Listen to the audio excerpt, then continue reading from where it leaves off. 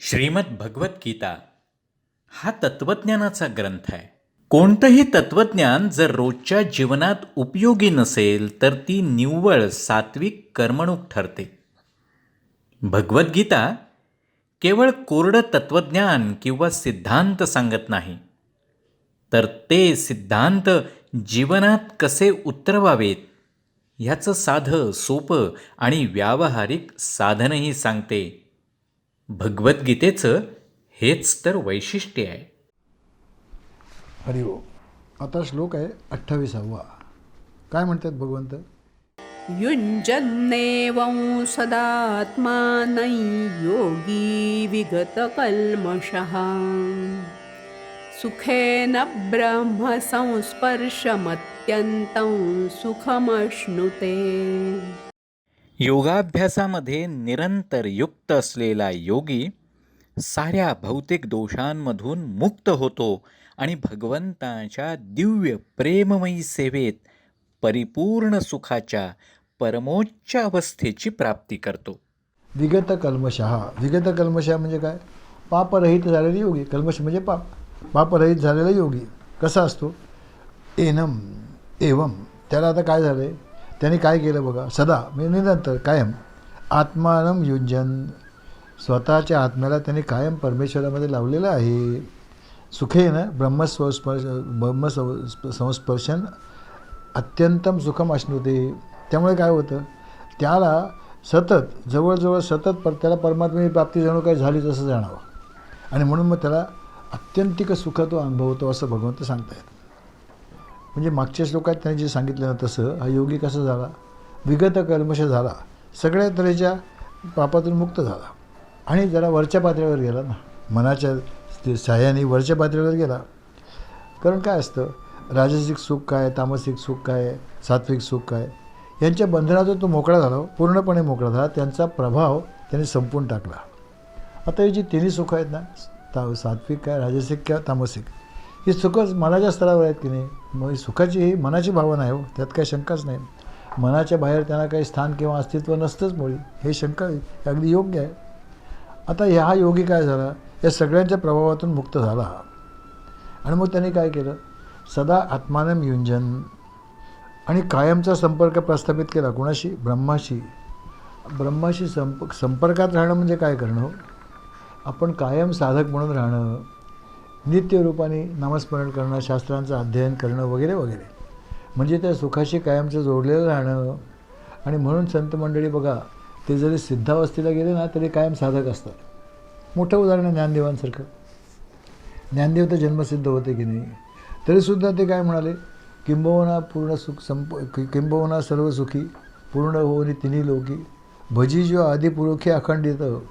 म्हणजे ते सुद्धा भगवंताचं अखंड भजन, अखंड अनुसंधान करीत होते हो. हे आहे अत्यंतम सुखम. अत्यंत. आणि सगळे संत मंडळी हेच करतात बरं का. आता गोंधळेकरांना सिद्ध नव्हते का? होते ना, पण तरी त्यांचं अखंड नामस्मरण चालू असायचं ना. तुकाराम महाराज अखंड नामस्मरण चालू असायचं. कारण काय? भगवंत काय सांगतायत? युंजन एवं सद आत्मानं. सद आत्म्याशी स्वतःला जोडून ठेवा. म्हणजे आज काय आम्ही असद आत्म्याशी जोडलेले आहोत?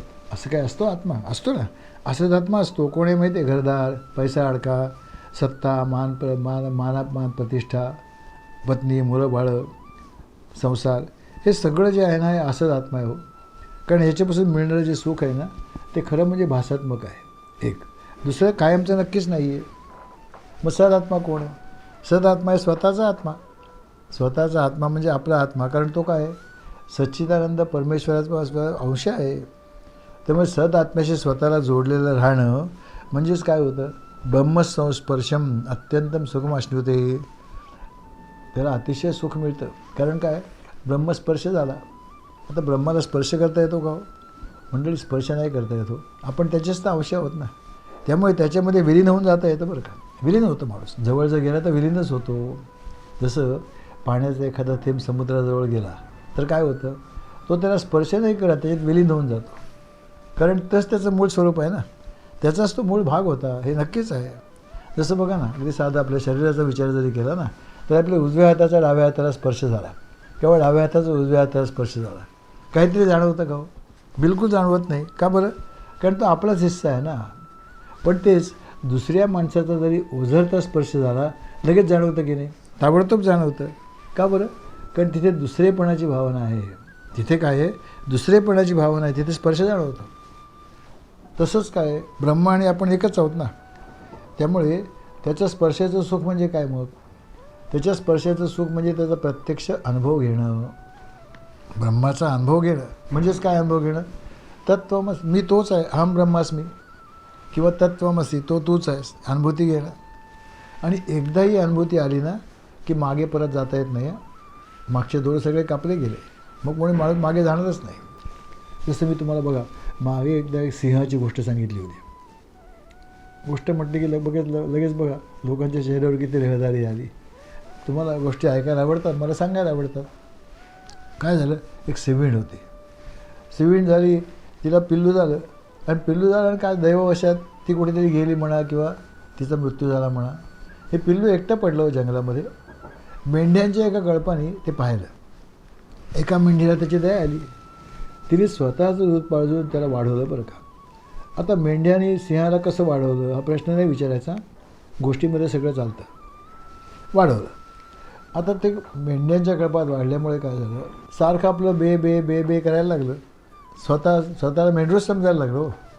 त्यांच्या मागे मागे पडायला लागलं. एक दिवस काय झालं, एका मोठ्या सिंहाने त्या मेंढराच्या कळपावर हल्ला केला.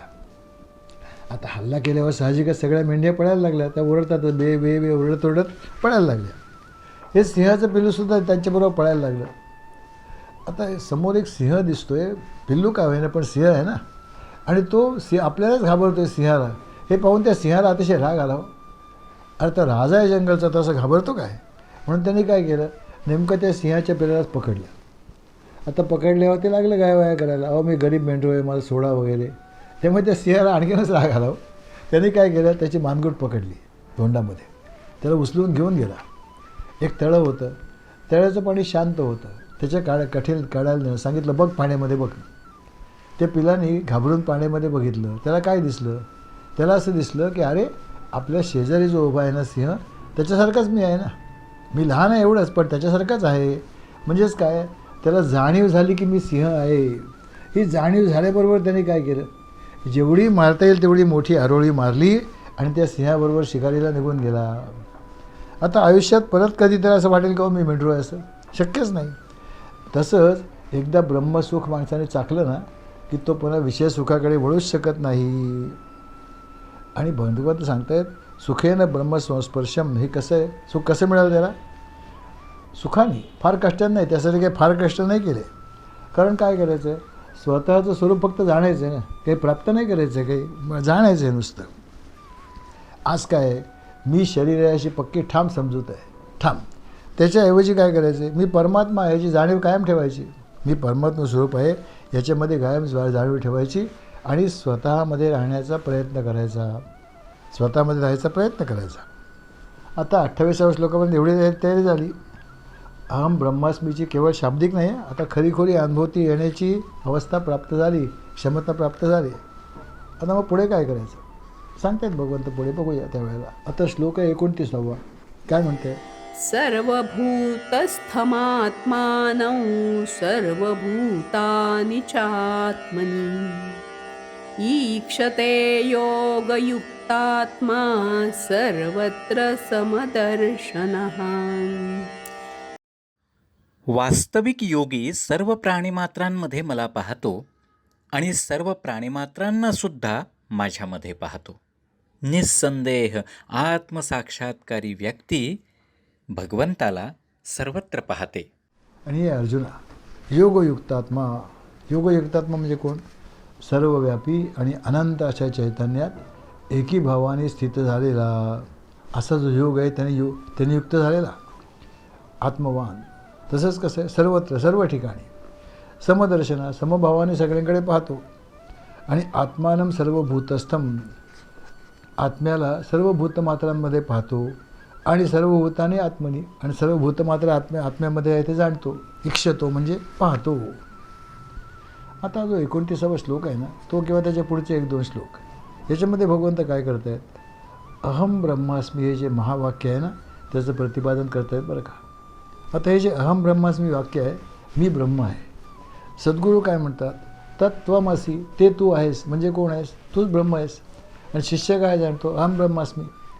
तेव्हा सद्गुरूंच्या रूपाने जेव्हा भगवंत सांगतात तेव्हा ते काय म्हणतात, तत्त्वमसी, ते तूच आहेस. म्हणजे त्वम म्हणजे कोण? त्वम म्हणजे आता सगळे आपण शिष्य. आणि मग आपण शिष्य म्हणून जेव्हा म्हणतो ना तेव्हा त्याला काय म्हणतात, ते म्हणून ते म्हणत आहे की तू. हे जे त्वम पद आहे त्याचं संशोधन या श्लोकात होते बरं का. त्याचं संशोधन या श्लोकात होते. संशोधन म्हणजे विश्लेषण. पण आज काय होतं, आज जेव्हा आपण म्हणतो ना मी, त्या मीचा अर्थ काय असतो? मी म्हणजे अमुक अमुक, माझं नाव हे, माझं वय हे, मी पुरुष आहे, मी कोण आहे, मी ब्राह्मण आहे, मी क्षत्रिय आहे, मी मराठा आहे, वगैरे वगैरे. किंवा अमक्याचा मुलगा आहे, अमक्याचा पती आहे, आणि अमक्या जातीचा आहे, अमक्या धर्माचा आहे, वगैरे वगैरे. हे सगळं त्या मीमध्ये येतं. हे खरंच आहे. आणि आत्मवान मी आपण जेव्हा म्हणतो तेव्हा ते मीचा अर्थ काय असतो? हा जरा साधा मी. पण आपण जो मीचा अर्थ जाणतो तो हाच आहे ना. तो खरोखर बरोबर आहे का हो? खरंच मीचं स्वरूप असं आहे का, काय काय वेगळं आहे? हे जाणणं आणि हे जाणण्याची जी साधना आहे ना, ध्यान साधना, तिचा खरा हेतू तोच आहे. तिचा खरा हेतू काय आहे? तिचा खरा हेतू हाच आहे की आपण खरे कोण ते जाणावं, की आपण खरे कोण आहोत, आपण ते जाणायचं. आणि भगवंताने शब्द इथं वापरले, योगयुक्तात्मा. योगयुक्तात्म्याची स्वतःकडे आणि जगण्याची पाहण्याची दृष्टी कशी असते ना, ते सांगतात भगवंत. कशी असते? आता आपली शास्त्र असं सांगतात बरं का, की योगयुक्तात्मा होणं ही काय एका जन्माची साधना नाही आहे. अनेक जन्म संसिद्ध, अनेक जन्माच्या प्रवासातून प्रवास करावा लागतो. तो बदल असा हळूहळू होत राहतो. कारण काय असतं, शास्त्र असं म्हणतात की प्राथमिक अवस्थेमध्ये आपण अगदी कृमी किंवा कीटकाप्रमाणेच केवळ भोगवादी असतो. केवळ भोगवादी. विषयांचं सेवन करणं, त्यासाठी कोणतंही कर्म करणं, कसंही, हेच जीवन असतं, दुसरं काहीच नसतं. मग काय होतं, काही वेळेला परमेश्वरी इच्छेने आणि काही वेळेला एखाद्या संकटाने किंवा दुखण्याने माणूस पळून निघतो. आणि पळून निघाला की मग त्याचा आपल्या वर्तनाचा पश्चात्ताप व्हायला लागतो. हे अर्थात अनेक जन्मानंतर घडतं. वर्तनाचा पश्चात्ताप होतो. काय वाटायला लागतं की आपण आजवर जे काही वागलो ना, ते बरेचशी पापं केली हो, अधर्माने वागलो, अनितीने वागलो. त्याला खरोखर असं वाटायला लागतं की असं वाटतं. आणि म्हणून मग तो काय करतो, धर्ममार्गाकडे किंवा कर्मकांड करायला प्रवृत्त होतो. म्हणजेच काय झालं, आता तो धार्मिक व्हायला लागला, धर्माची बंधनं स्वीकारायला लागला, त्याच्या जीवनात ते यायला लागतात. म्हणजे एक प्रकारे मर्यादित पण होतो, पण त्याचबरोबर साहजिकच त्याच्या जीवनाला काही दिशा पण मिळते. पण तरीसुद्धा अजून तो सकामच आहे बरं का. कारण ही जी काही कर्मकांड करतो आहे ना, ती आपल्या मनात ज्या इच्छा आहेत, कामना आहेत, त्यांची पूर्ती व्हावी म्हणूनच करतो आहे ना. हेतू तर तोच आहे. तो काही भक्त झाला आहे, पण त्यात भगवंताच्या कृपेची अपेक्षा नाही आहे. काय लागतं, त्याला कृपा एवढीच पाहिजे की माझी कामं व्हायला पाहिजेत. आता हे जे विषय भोग आहेत, भगवंताच्या कृपेने हळूहळू त्याची कामं व्हायलाही लागतात. हे अगदी खरं आहे. आता काय झालं, तो धार्मिक तर घडला आहे, खरं आहे. आणि भगवंताच्या कृपेने त्याला त्या विषयांचे भोग पण मिळायला लागले. पण हे भोग जसे घ्यायला लागतो ना, तसं हळूहळू त्या भोगांचा पण वीट येतो. त्या भोगांचा सुद्धा वीट यायला लागतो. आणि मग असते असते भगवंताकडे काही न मागण्याची वृत्ती निर्माण व्हायला लागते. भगवंताबद्दल प्रेम वाटायला लागतं, आदर वाटायला लागतो, प्रेम वाढतं. निष्काम भावनेने परमेश्वराची उपासना व्हायला लागते. म्हणजे तो जे देईल त्यात संतोष मानावा आणि आपण आपल्या क्षमतेप्रमाणे इतरांचं जीवन सुखी करायचा प्रयत्न करावा, अशी धडपड तो करायला लागतो. हे खरंच आहे, करतो. आणि मग असं अनेक जन्म निष्काम सेवा केली ना की त्याची चित्तशुद्धी होते बरं का. अनेक जन्म सेवा करावी लागते. आता ही तिसरी अवस्था. आणि मग काय होतं, अनेक जन्म अशी निष्काम सेवा केली की त्याच्यामधला राग, द्वेष आणि आवड नावड यांचा प्रभाव कमी व्हायला लागतो. असते असते असते विषयांबद्दल हळूहळू वैराग्य उत्पन्न होतं. वैराग्य उत्पन्न होतं. ही चौथी अवस्था आहे. आता काय झालं, पाचव्या अवस्थेमध्ये विषयांचं वैराग्य तर उत्पन्न झालंच आहे, त्यात शंकाच नाही. त्यामुळे त्याला विषयांचा फोलपणा समजला आहे आता. आणि मग त्याची मनबुद्धी परत विचार करायला लागते की या जगात शाश्वत सुख कसं मिळेल. मी यासवर प्रयत्न केले आणि मग त्यात ह्याच्यातच अनेक जन्म जातात बरं का. आणि मग अनेक जन्माचा जिज्ञासू जो असतो ना, त्याला ईश्वर कृपेने एखादा योग्य असा गुरु भेटतो, सत्संग घडतो, शास्त्रांचं वाचन, मनन, चिंतन सुरू होतं. आणि ह्यातून हळूहळू संपूर्ण शरणागतीची वृत्ती जोर धरायला लागते बरं का. मग शेवटी काय होतं, गुरुकृपेने त्याला जीवनाचा खरा अर्थ समजतो, तो साधक होतो. आणि हळूहळू गुरुआज्ञेप्रमाणे साधना करून तो जीवनमुक्त होतो. आणि मेल्यानंतर देहत्यागानंतर भगवंतामध्ये विलीन होतो. म्हणजेच काय होतं, एखादा माणूस प्रथम साधक झाला की तो कर्ममार्गाने जातो, चित्तशुद्धी करून घेतो आणि मग योग मार्गाने मनबुद्धीवर नियंत्रण प्राप्त करतो.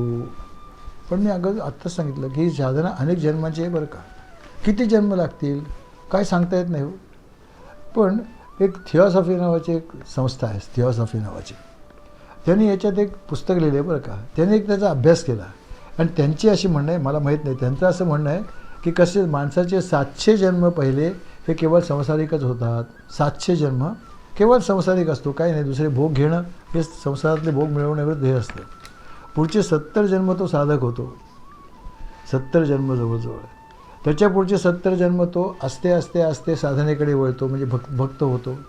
त्याच्यापुढे आणखी 70 जन्म झाले की आस्ते आस्ते सिद्धावस्थेला पोचायला लागतो. सिद्ध झाल्यानंतरसुद्धा 70 जन्म जातात आणि मग शेवटचे 7 जन्म त्याला जीवनमुक्ती आणि आस्ते आस्ते असं, म्हणजे बघा केवढं मोठं गणित झालं. आपली शास्त्रात असं सांगतात की अनंत काळाची ही साधना आहे, एका साधना नाही आहे, पण म्हणजे एकंदरीत सगळा मोठा काळ खाणारा प्रकार आहे एवढं नक्कीच आहे. ही जी योग प्रक्रिया आहे ना, हीच भगवंताने आपल्याला 14व्या श्लोका, ह्या अध्यायात 14व्या श्लोकापासून पुढे सांगितले बघा. प्रशांत आत्मा विगतिभिः सब सांगितलं. त्या श्लोकाचा सविस्तर अर्थ आपण जाणलाच आहे. आणि त्या श्लोकाचा अभ्यास करताना ध्यानाच्या संदर्भात ब्रह्मचर्य म्हणजे काय ते आपण जाणून घेतलं. 18व्या श्लोकात भगवंताने काय सांगितलं, युक्त कसा होतो हे सांगितलं. आणि अध्यात्मयोगाची अप्रतिम व्याख्या भगवंताने 23व्या श्लोकात केली. तम विद्यात दुःख संयोगम ह्याच्यामध्ये केली. आणि अशा तऱ्हेने सर्व कामनांचा, सर्व इच्छांच्या, सर्व प्रकारचे लोभ इत्यादीचा त्याग केला की असा योग काय होतं, ब्रह्मस्वरूपाला प्राप्त होतो. ब्रह्मस्वरूपाला तो प्राप्त होतो. त्यालाच इथे योगयुक्तात्मा म्हटलं आहे बरं का. योगयुक्तात्मा तो काय करतो, भगवंत सांगते इक्षते. इक्षते म्हणजे पाहतो. काय पाहतो, सर्व भूतस्थ आत्मानं इक्षते आणि सर्व भूतानी आत्मनी इक्षते. सर्व भूतमात्रांमध्ये मीच भरून राहिलो आहे असं तो जाणतो. पाहतो म्हणजे जाणतो. आणि सर्व भूतमात्र माझ्यामध्येच आहेत असंही जाणतो. आता काय असतं, जसे आपले विचार असतात ना तशी आपली दृष्टी असते, किंवा जशी दृष्टी असते तसं जग दिसतं, हे खरंच आहे. आणि मग काय होतं, शास्त्रांचं श्रवण सत्संग यामधून आपण प्रथम आपल्याला हे समजतं, काय समजतं की जशी आपल्याला भूक लागते, आपण कळवळतो भुकेने, अगदी कासावीस होतो, तशीच भूक सर्वांना लागते. भूक हे तत्व सर्वांमध्ये कॉमन आहे. किंवा आपल्याला जर कोणी त्रास दिला तर दुःख होतं, तसंच दुःख इतरांसुद्धा होतं. म्हणजे मग इतरांमध्ये आणि माझ्यामध्ये बरंच साम्य आहे. आणि मग काय काय साम्य आहे ना हे तो शोधायला लागतो. त्याची नजर हळूहळू तिकडे जातो. म्हणजे आत्तापर्यंत काय झालं, केवळ मी आणि माझं या छोट्या विश्वात तो वावरत होता. त्याच्याऐवजी आता काय झालं, तो काही इतरांना या मी आणि माझ्यामध्ये धरत नव्हता. पण जसं जसं साधना वाढते तसं तसं काय करायला लागतो, इतरांना आपल्या अहममध्ये समाविष्ट करायला लागतो, मी आणि माझंमध्ये धरायला लागतो. आणि जसं जसं ही व्याप्ती वाढत जाते ना तसं तसं दुसरेपणाचं विष कमी होत जातं, इतरांबद्दलचं प्रेम वाढायला लागतं. हे खरंच आहे.